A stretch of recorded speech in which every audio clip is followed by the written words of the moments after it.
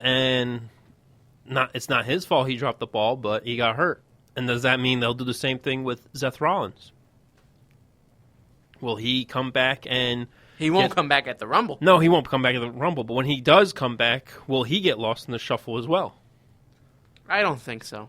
No? I hope not, because I think he's a great heel. People complain and say, oh, well, he runs away and this and that, but he plays the heel at like a great part.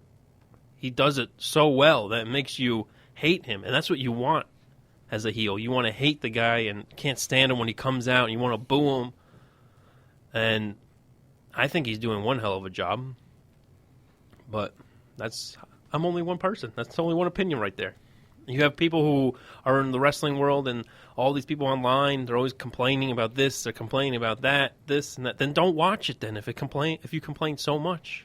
There's so many other federations and small wrestling promotions out there. If you don't like it, then don't watch it.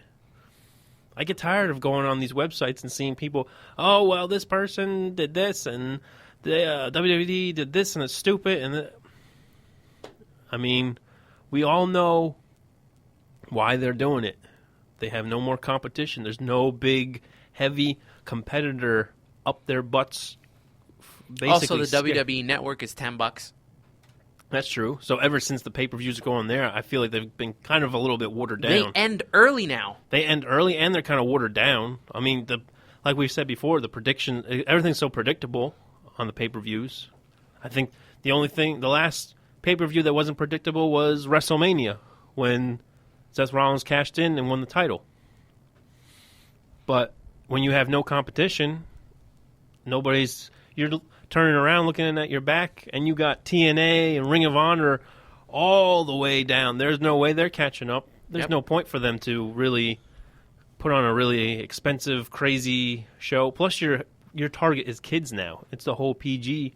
I mean, we've talked about this numerous times, but people want to complain about it, and unfortunately, I do not see it changing anytime soon. I mean, we got a little taste of it with Vince McMahon coming back and kind of strutting his stuff, doing the old Vincent Kennedy McMahon, I'm the boss, and I'm going to screw you over, like old school Stone Cold style. But how many times can you play that storyline out? Right, and the reason why he's back, going back to the Royal Rumble, the reason why he's back is the reason I think this man might make his return at the Royal Rumble for a little revenge. Triple H. Ooh. So do you think he will be early, mid, or late? This is actually a two-point part question. I can't speak today. I'm sorry. Do you think he'll be in the middle, the beginning, middle, or end? He doesn't come out in the beginning. He'll come out at the end? And does he somehow win the title? Well, that was my thought process, that Triple H would win the Royal Rumble, and it puts the heat on him, and it makes I would think it would make Roman Reigns more relatable and likable. I mean, it's really hard with the fans; they're not getting what they want, so they're not cheering for certain superstars. But I kind of feel this is going back to old Attitude days. They're replaying storylines. Remember when Mr. McMahon won the Royal Rumble? Yep. So wouldn't it be kind of funny if Triple H, now the corporate leader, I guess you could say, he wins the Royal Rumble and actually wins the title? Yeah. So it's kind of almost like they're recycling old storylines. We'll go into next week more of what we think is going to happen in the Royal Rumble match itself. But I have a few more characters that could possibly make their entrance in the Royal Rumble. What about Kurt Angle? He's not coming. He's on his retirement tour with How TNA. long is that going to take? I think he's on, I want to say he's on a year contract, but I could be wrong on that. He's lined up for this pay-per-view that's on Friday night, which is tomorrow. Right. On January the 8th. I have no idea how that's going to turn out. He's facing the Wolves in a tag team match with Drew McIntyre, so that should be interesting. Another old WWE superstar that's moved over to TNA. Right. Well, there could be so many. And you know what? I always keep my head up in hoping that we get some cool surprises, and then they throw the announce team in the Royal Rumble, and it's like you wasted 3 spots on Jerry the King Lawler and Michael Cole so they can come in, get tossed out. That's like 3 big spots. Mm-hmm. Maybe they'll get Jim Sometimes Ross. JBL. Maybe Jim Ross will make it. It's ridiculous. I know he won't, but... Yeah. But there are 3 or 4 new possible superstars making their way to the WWE that might actually be in the Royal Rumble itself. As we segue into our next segment, we'll be back. We're going to take a quick break. We'll get into who those 4 special superstars are, because I know you know who they are. We've seen them live. I've seen them live. Yes, we both have. Yes, and this could be quite a coup for the WWE if this happens. I'm Anthony the Ant-Man alongside Keith Logan the Loganator, and we will be back on Ringside Rumble Radio here on the UCR Network.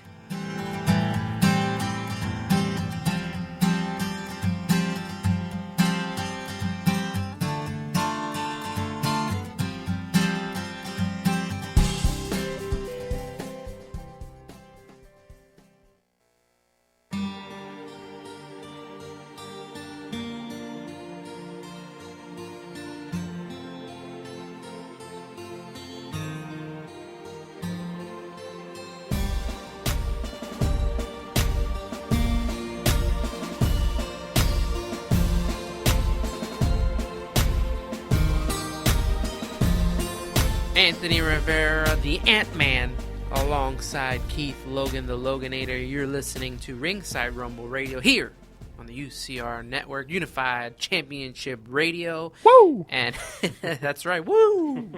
The Nature Boy. Oh, yeah. And before we went to break, I mentioned that we could have a couple of surprise entrants at the Royal Rumble. Names that, would be a big coup for the WWE if they do come. Keith Logan the Loganator with the story, my friend. Well, if you do recall, there was one man, well, like you said, there's 4, but there was one man you and I talked about, I'd say last year. We'd talk a great deal about wrestling and people we would like to see come to the WWE. Well, it seems that the wrestling gods have finally listened to what we had to say, and our prayers may soon be answered, because even WWE.com was reported seeing, posting pictures of these guys and what they used to do and where their former organizations. But the big name that stands out to me is AJ Styles, former TNA champion, former New Japan champion. I believe he was Ring of Honor champion at one point, briefly. I know he was in Ring of Honor back and forth while he was with New Japan. And also Carl Anderson and Doc Gallows. Doc Gallows was in WWE at one point. He was a fetus, as well as he was in with CM Punk and the Straight Edge Society, if you remember that. And the big name that I think... Well, also Carl Anderson. I said him. He was in too? Yeah. I don't remember him. Bullet Club. They were in WWE? He was in No, he wasn't in WWE, but I was saying when he was in WWE. Doc Gallows. Yeah. I was saying, yes, right. And then the big name, I think that shocked both of us. We saw him live at Ring of Honor. Amazing.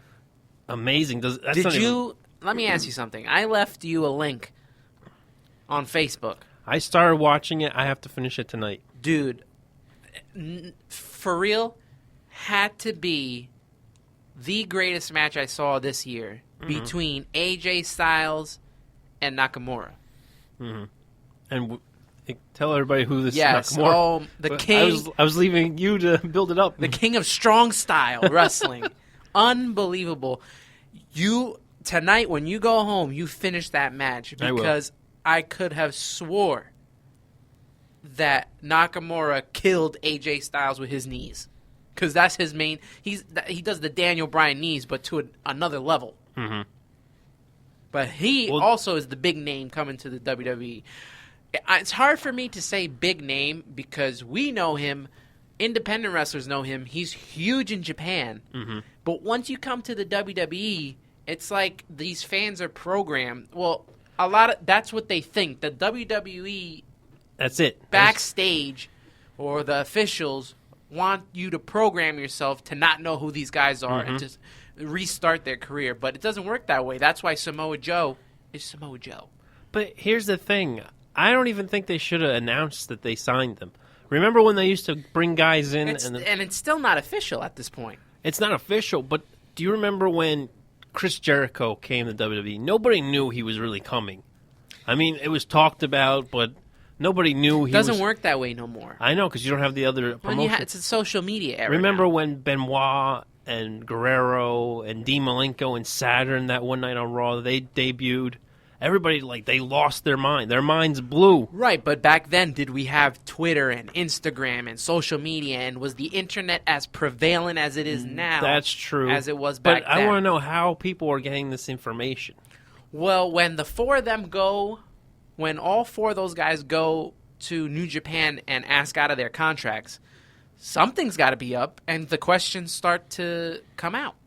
Well, yeah, the questions start to be asked, but I don't get why people have to answer. But I guess nowadays, like you said, the internet just blows up and people tweet and I think Facebook. It was at Wrestle Kingdom 10 is where they... Yeah, that is when they said. Where they had that one match between Nakamura and AJ Styles. But, man, we already know, we've already seen Doc Gallows, a.k.a. Luke Gallows, and it would be interesting to see where they put him in with the rest of the WWE and Carl Anderson. I've not seen too much of Carl Anderson, but like I've said before, we've seen Nakamura wrestle. We went to that Ring of Honor event in Philadelphia, which was amazing. The old ECW arena. Yes, that was amazing.